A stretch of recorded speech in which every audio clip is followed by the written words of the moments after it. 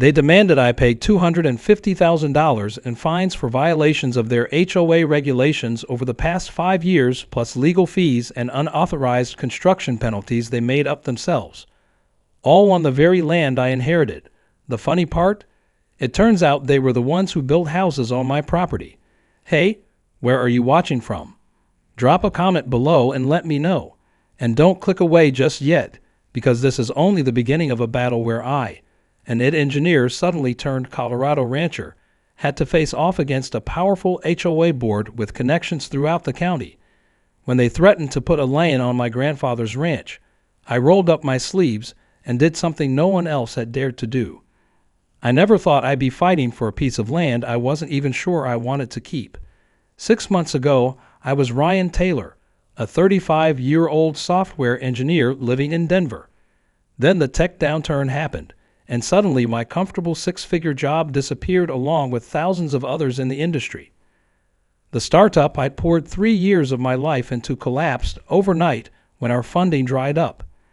I still remember our CEO's face during that final all-hands meeting, a mixture of defeat and disbelief as he explained there was no money left for severance.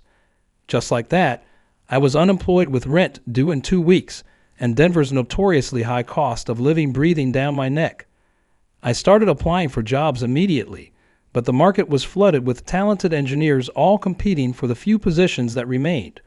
2 weeks into my unexpected unemployment, I received the news that my grandfather, Robert Taylor, had passed away at 89. We were close when I was a kid, but as adult life took over, my visits to his Colorado ranch became less frequent.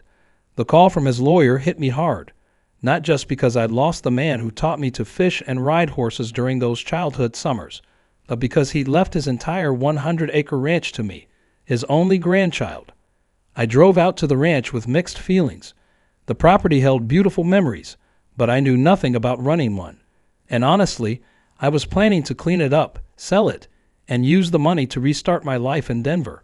The drive gave me plenty of time to reminisce about summers spent following my grandfather around as he mended fences, tended to his small herd of cattle, and told me stories about how the land had been in our family for generations.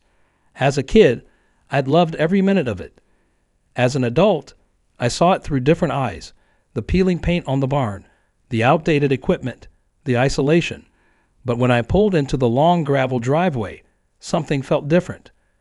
The sprawling landscape was just as I remembered: wide open fields, the small barn, and Grandpa Robert's modest 2-bedroom house sitting on a gentle slope overlooking a creek. What was new was the sea of identical luxury homes I could see in the distance, just beyond what I thought was our property line. The house was exactly as Grandpa had left it, down to the half-empty coffee mug in the sink. Dust had settled over everything, and there was an emptiness that went beyond the physical absence of my grandfather. His worn leather recliner sat by the window overlooking the fields, a book still open on the side table as if he'd just stepped out for a moment. I ran my fingers over his old desk, remembering how he'd sit there in the evenings writing in his journal. As I was sorting through some papers on his desk, there was a knock at the door. I opened it to find an elderly woman, probably in her 70s, with steel gray hair pulled back in a practical ponytail and the kind of tanned, weathered skin that comes from decades of outdoor work. "You must be Robert's grandson," she said without preamble. "I'm Margaret Wilson, Maggie, your grandfather's neighbor for 30 years. Heard you inherited the place." Her handshake was surprisingly firm. Robert was a good man, one of the few around here who stood his ground when those vultures came circling. Before I could ask what she meant, she pointed to the bright white envelope I'd found stuck in the door when I arrived.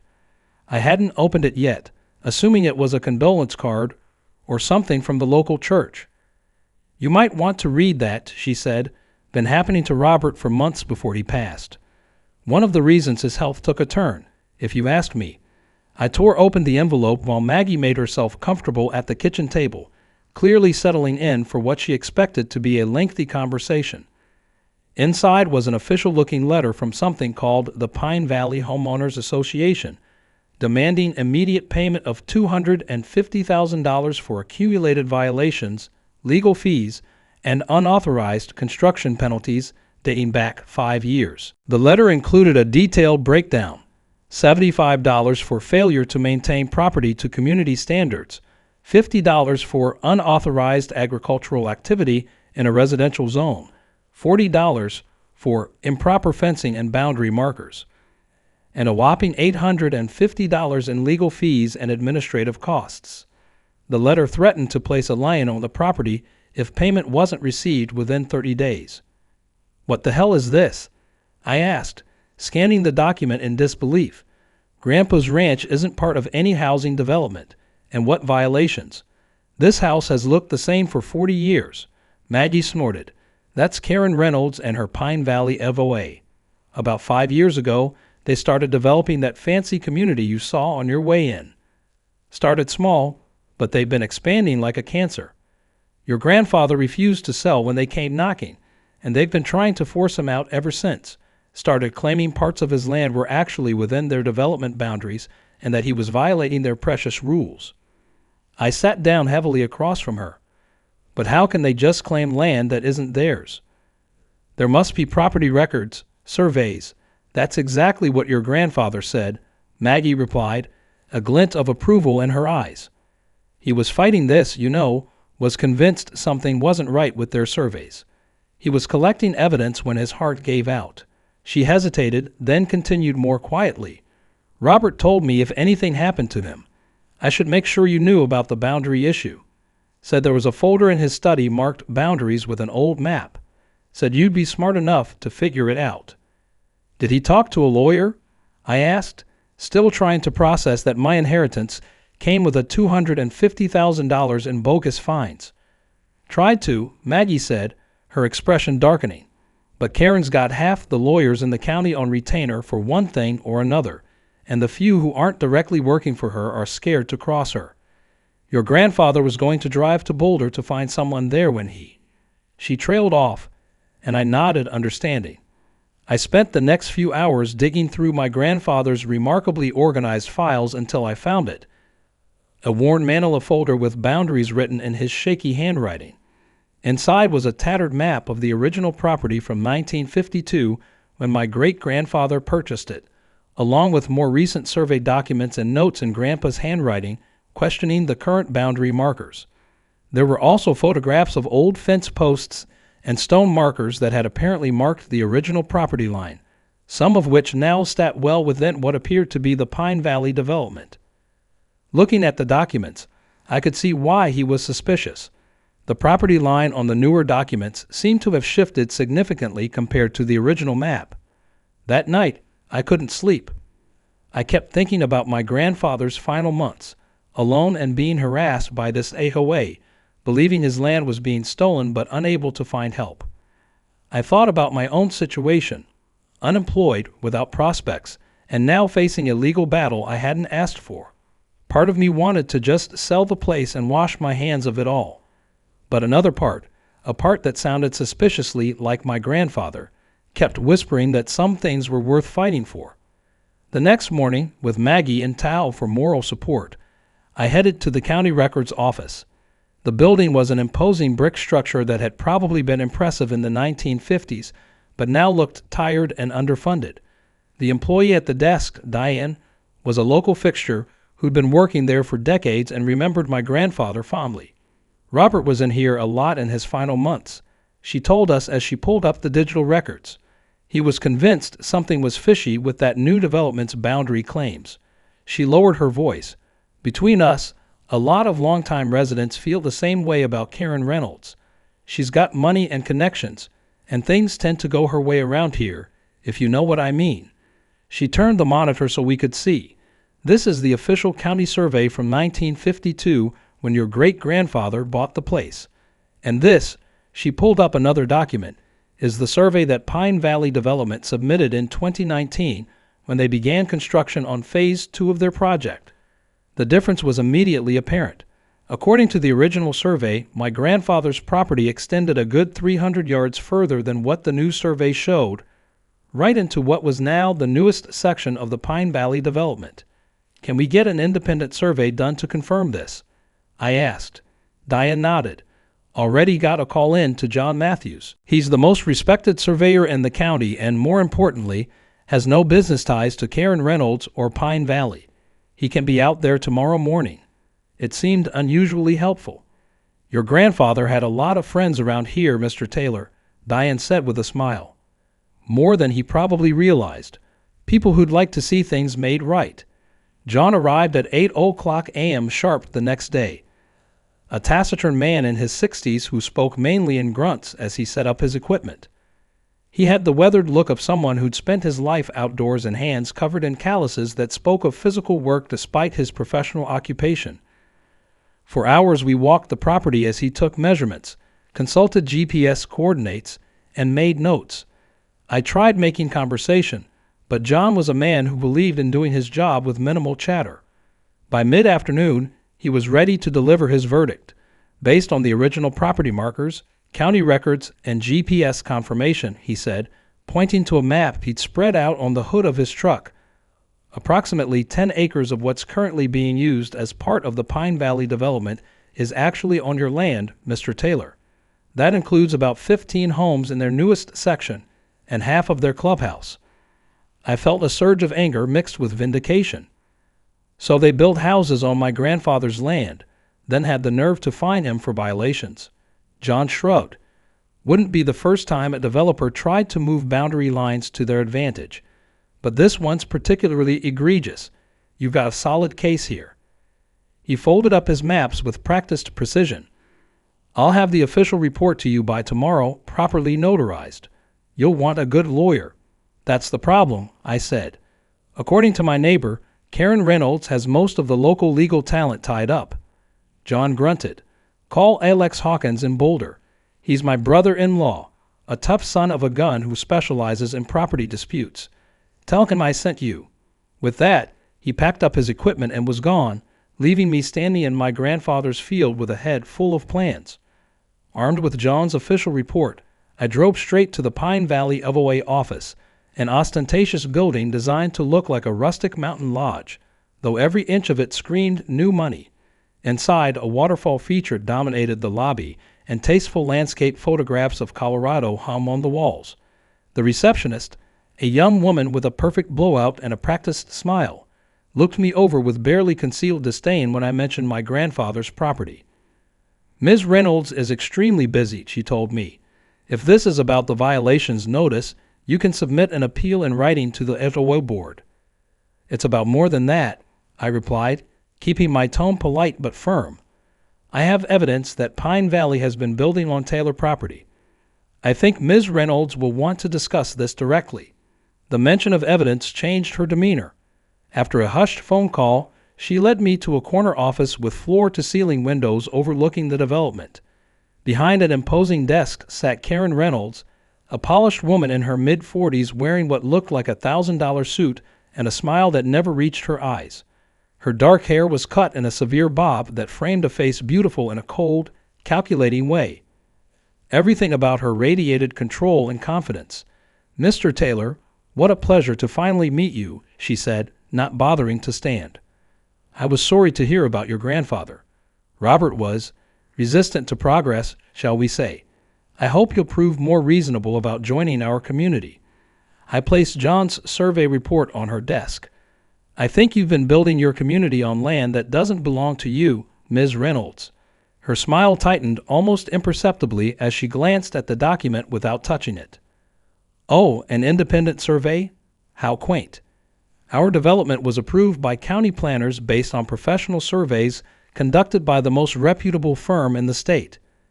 A firm your company happens to have on retainer, I countered, remembering what Maggie had told me. Karen leaned back in her chair, a hint of amusement crossing her face. Mr. Taylor, you've been in town, 2 days? And you're already throwing around accusations based on some old maps and the word of a surveyor who's probably a friend of your grandfather's. That's not how we do business here. How do you do business, Ms. Reynolds? By fabricating violations against properties you want to acquire? By moving boundary lines when it suits you? Karen leaned forward in her chair. Mr. Taylor, I understand you're upset. Losing a family member can make people irrational, But throwing around baseless accusations isn't going to change the fact that your grandfather's property has numerous code violations that need to be addressed. That's why we've been forced to impose those unfortunate fines. Fines for violations on land that isn't even part of your HOA. That seems legally questionable. Her smile vanished entirely. Let me be clear, Mr. Taylor. Pine Valley is the economic future of this county. We bring in tax revenue, create jobs, and raise property values. Your grandfather's dilapidated ranch is an eyesore that's holding back progress. We've been more than patient, but my patience has limits. Pay the fines, or we'll put a lion on the property, and eventually, you'll lose it altogether. She stood up, signaling the meeting was over. Or you could save yourself the trouble and sell to us now. We're prepared to offer a fair market price.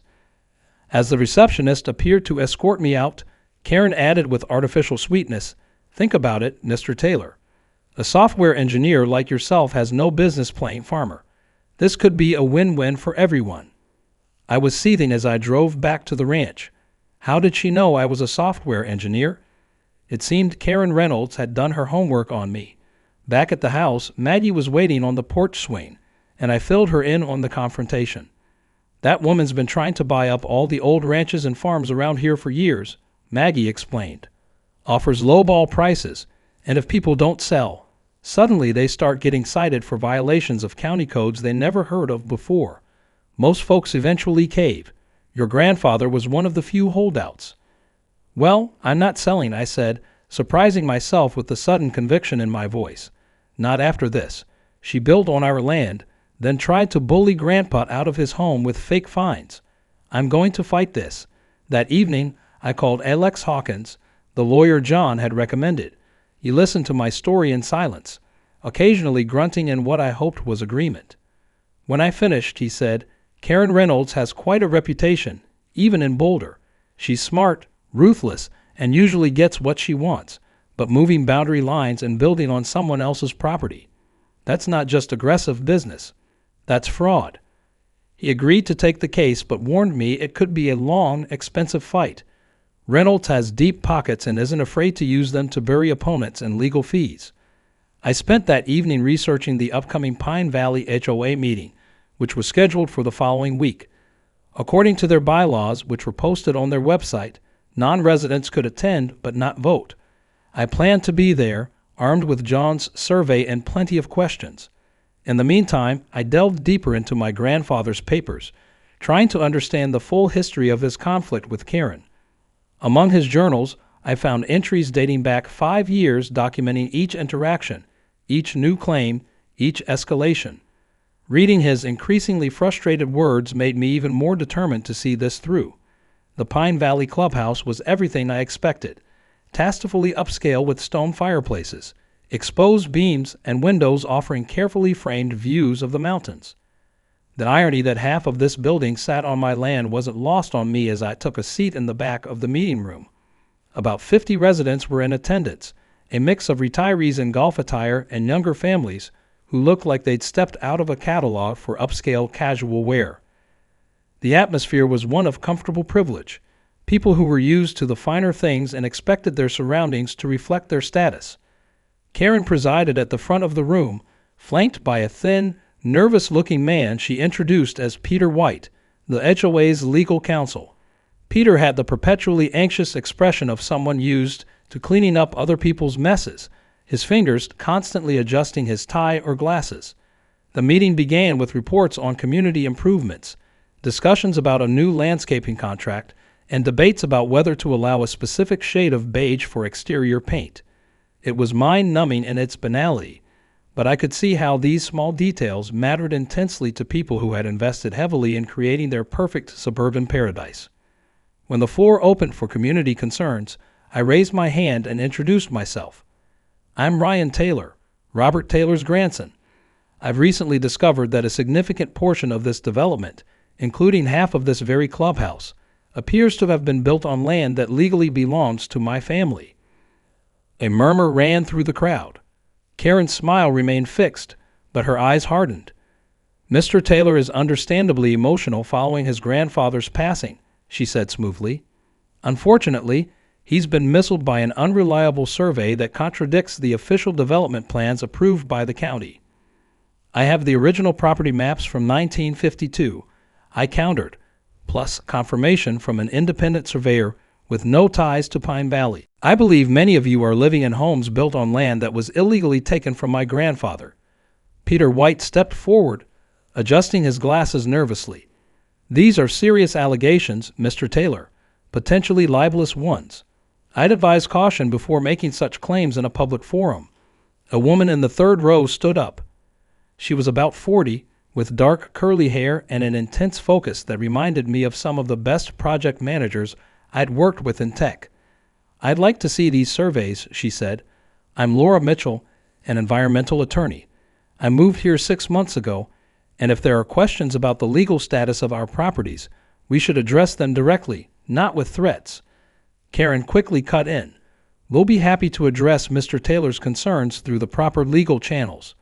This isn't the appropriate venue for such discussions. Now, moving on to our next agenda item. As the meeting continued, I noticed Laura Mitchell watching Karen with narrowed eyes, occasionally making notes on her phone. Several other residents were whispering among themselves, looking back at me with expressions ranging from hostility to concern. When the meeting ended, I found myself surrounded by a small group of residents, some hostile, others concerned about what my claims might mean for their property values. My family saved for years to build our dream home here. One man said angrily, "Are you saying we might not even own the land it's on?" "I'm saying Karen Reynolds may have sold you land that wasn't hers to sell," I replied. "That's between you and her. I'm just trying to protect what belongs to my family." An older woman shook her head. "This is exactly why we left California. Too many lawsuits, too many regulations. We came here for peace and quiet." As I tried to answer their questions, I felt a tap on my shoulder. Laura Mitchell stood there, her expression inscrutable. "Here's my card," she said quietly, handing me a business card. "I think we should talk. There's a coffee shop 2 blocks from here." "Tomorrow, 9:00 a.m., I nodded, and she slipped away.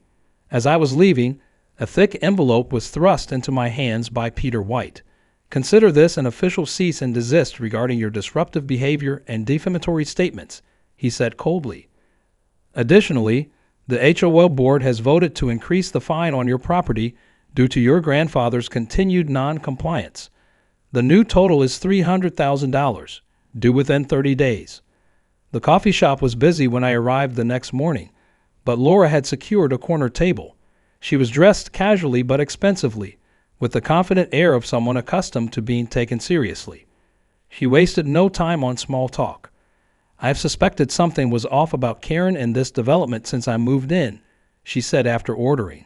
"The HOA fees keep increasing for special projects that never materialize, and anyone who questions Karen gets shut down immediately." I showed her John's survey and my grandfather's original property documents. She studied them carefully, occasionally nodding. "This is compelling evidence," she admitted, "but Karen has deep pockets and connections throughout the county. Going head-to-head with her in court could take years and cost a fortune in legal fees." "So what do you suggest?" I asked, feeling defeated. "Just let her steal my land and extort money from me." Laura smiled for the first time. "Not at all. I think we need a more strategic approach. We don't need to fight the HOA itself. We just need to prove they have no authority over your land and that they've been building on property they don't own." Over the next hour, Laura outlined a plan. Instead of a direct legal confrontation, which could drag on for years, we would gather evidence of misconduct and bring it to light, both to the residents and to regulatory authorities who wouldn't appreciate being missiled about property boundaries on official documents. Karen's power comes from her ability to control information and intimidate people, Laura explained. "We need to break that control, and I think I know where to start." Over the next few days, Laura introduced me to Eduardo Rodriguez, a construction worker who had worked on the initial phases of Pine Valley before quitting due to what he called shady practices. Eduardo was in his mid-50s, with deep laugh lines around his eyes that seemed at odds with his serious demeanor when discussing Karen Reynolds. According to him, Karen had repeatedly rushed construction timelines and ignored potential issues with property boundaries. There was this one time, Eduardo told us as we sat on my porch, when one of the survey guys mentioned something about questionable markers near what's now the clubhouse area. Karen took him aside, and the next day he was off the project. New surveyor came in. Suddenly everything was all clear. A lot of us thought it was strange, but jobs were scarce, you know. Would you be willing to make a statement about what you saw? Laura asked. Eduardo hesitated.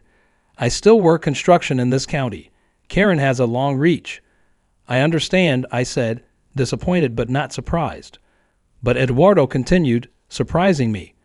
My cousin works in the county records office. Maybe he could help us look into those survey changes, off the books, and I might know a few other guys from the project who saw things they didn't like. Our small team grew when Maggie introduced me to Sheriff Jack Dawson, an old friend of my grandfather's. The sheriff was a tall, weathered man in his 60s with a careful way of speaking that comes from decades of navigating small-town politics. He was officially neutral, but he didn't hide his personal feelings about Karen. Your grandpa and I fished together for 30 years, he told me during a discreet meeting at the local diner. He was talking about this boundary issue last time I saw him. Wanted to file a formal complaint, but was gathering more evidence first. He lowered his voice.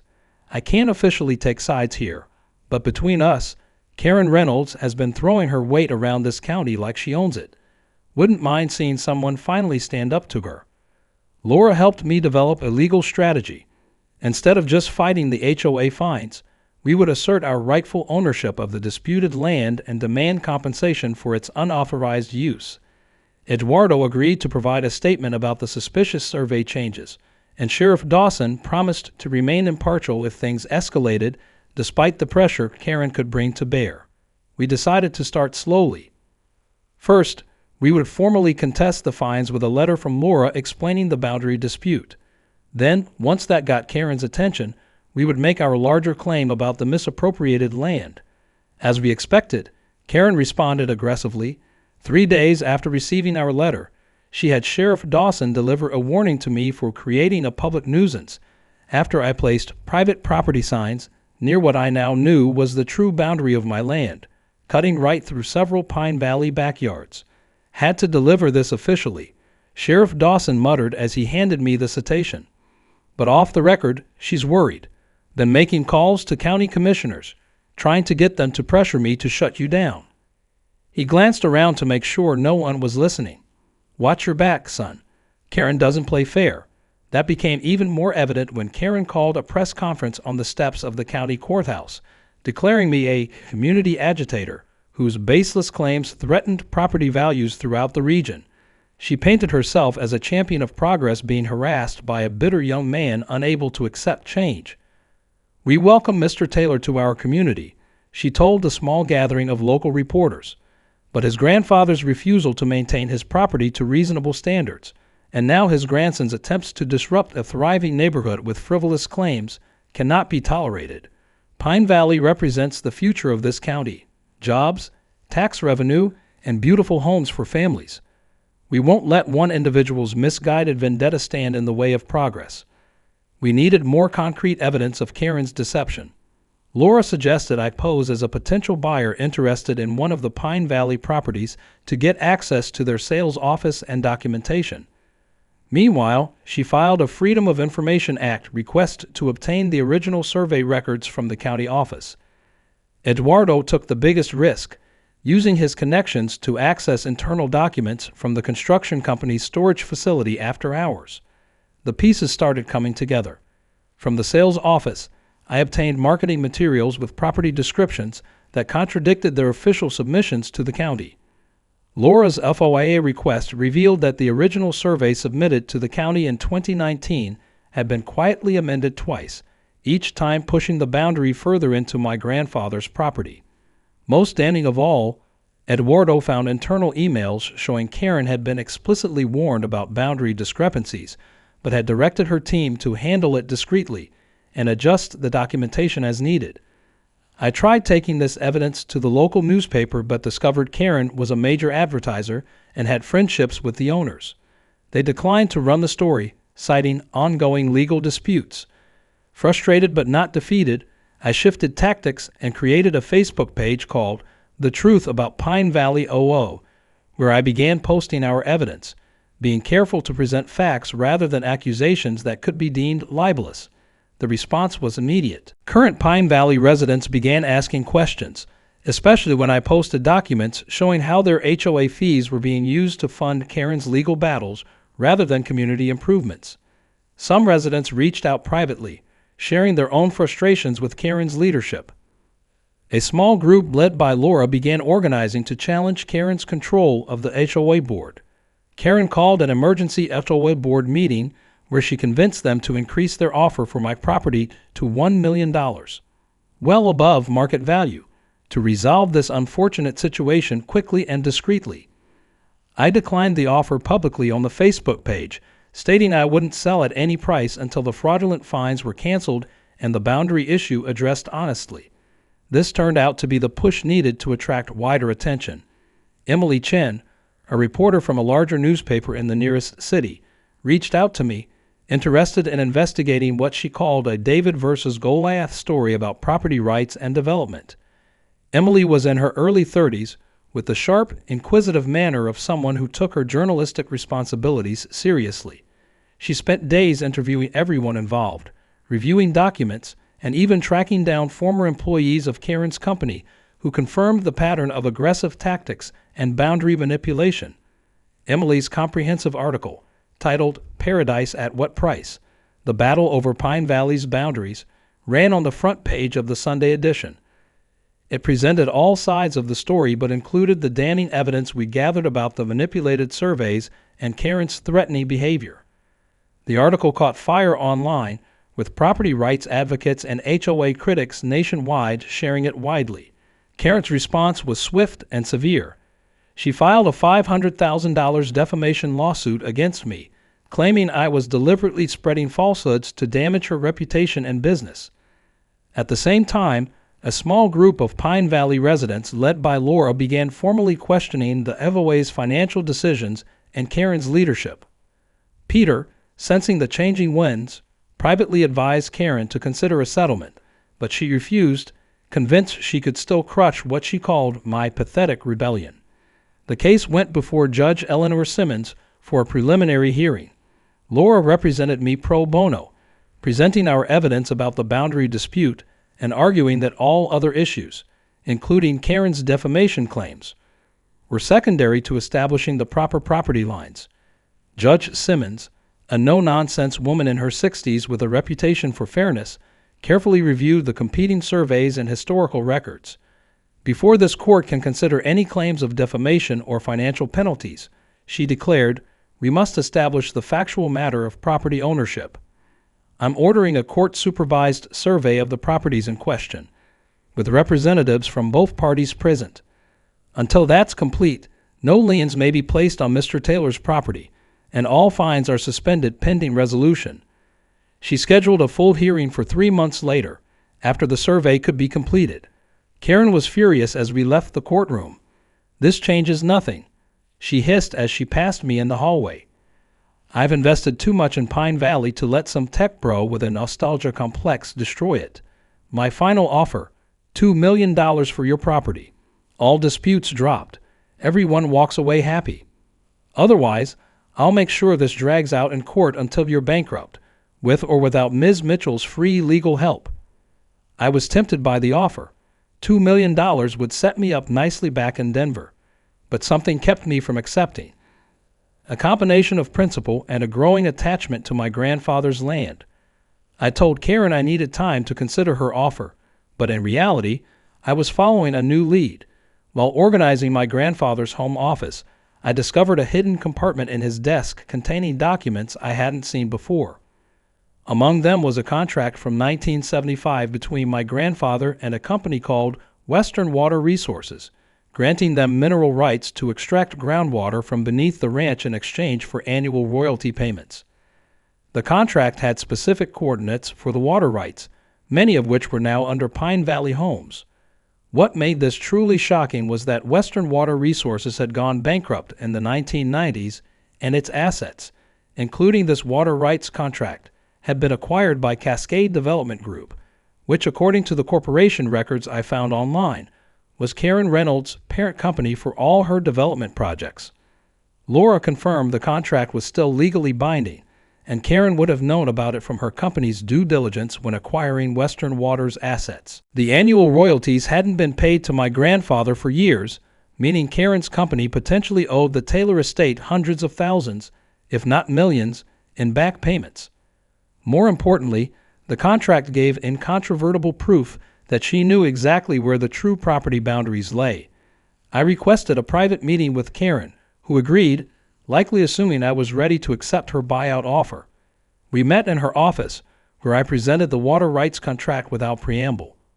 "Where did you get this?" she demanded, her composure cracking for the first time as she recognized the document. "My grandfather kept better records than your company expected," I replied calmly. "You've known all along where the real boundaries are.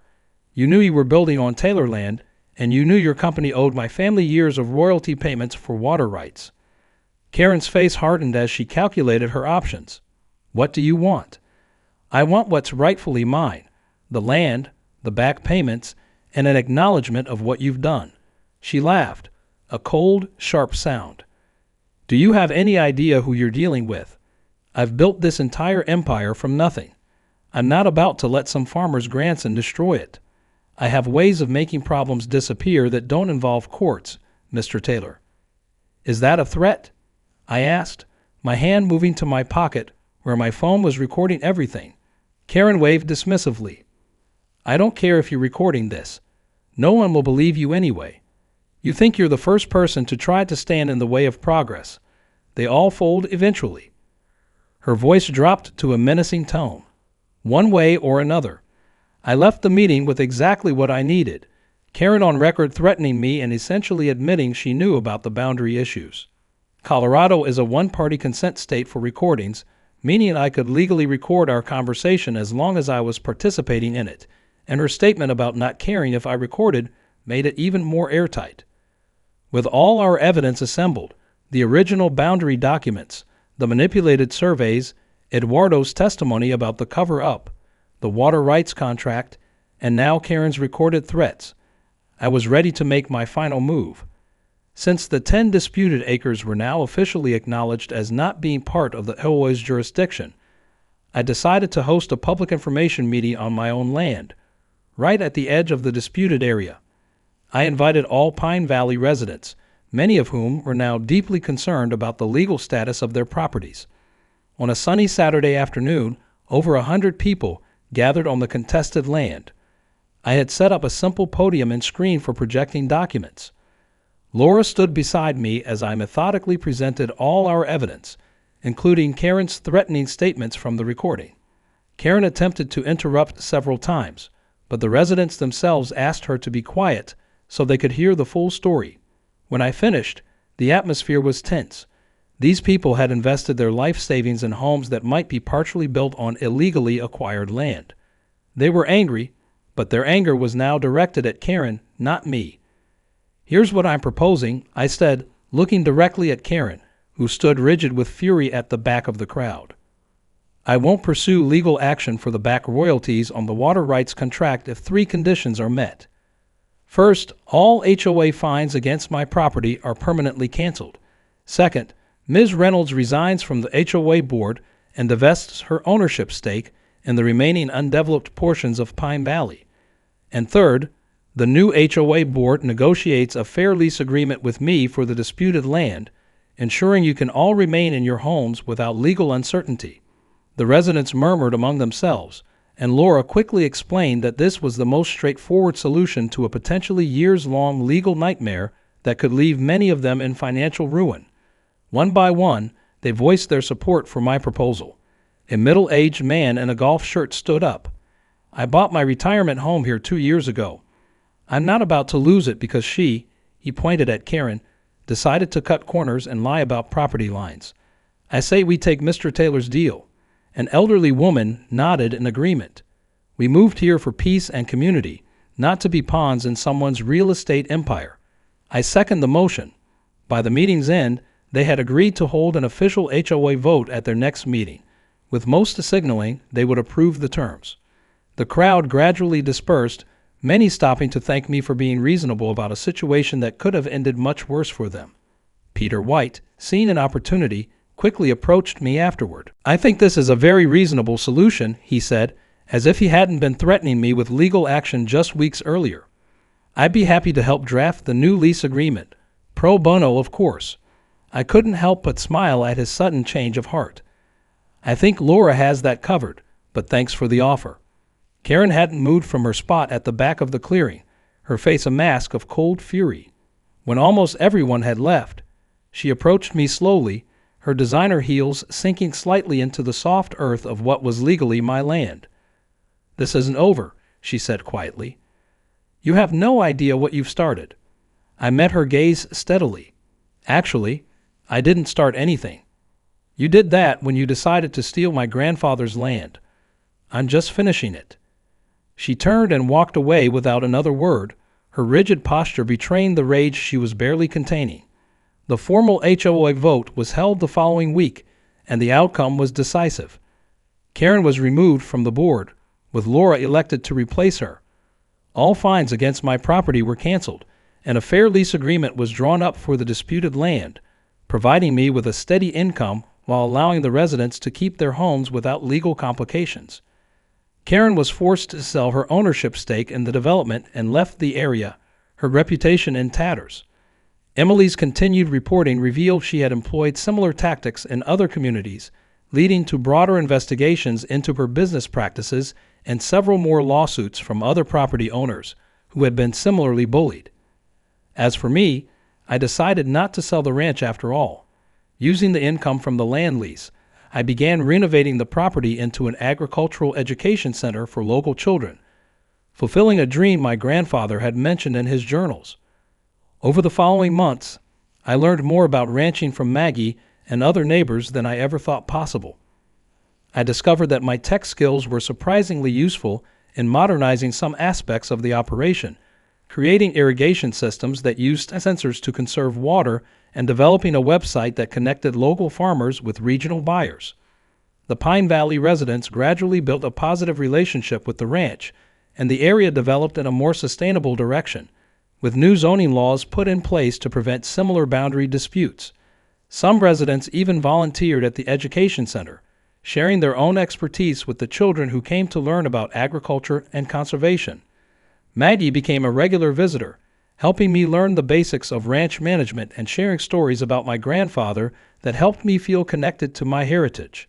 "Robert would be proud of you," she told me one evening as we sat on the porch watching the sunset, "not just for standing up to Karen, but for finding your place here. That's what he really wanted for you." I'd occasionally receive calls from other rural property owners facing similar situations with developers, and I'd share what I'd learned about standing up to corporate bullies. Laura and I created a small nonprofit offering legal advice to those who couldn't afford representation, funded partly by my lease income from Pine Valley. A year after our victory, we held a grand opening for the Taylor Agricultural Education Center. The rundown barn had been transformed into a classroom space, and the fields now included demonstration plots for sustainable farming techniques. Local schools had already signed up for field trips, and we had a waiting list of children for our summer programs. Standing on the porch of the newly renovated farmhouse, looking out over fields where children would soon learn about sustainable farming, I felt my grandfather's presence. Beside the main gate, I hung a small sign with his favorite saying, "Never underestimate a farmer with an old map."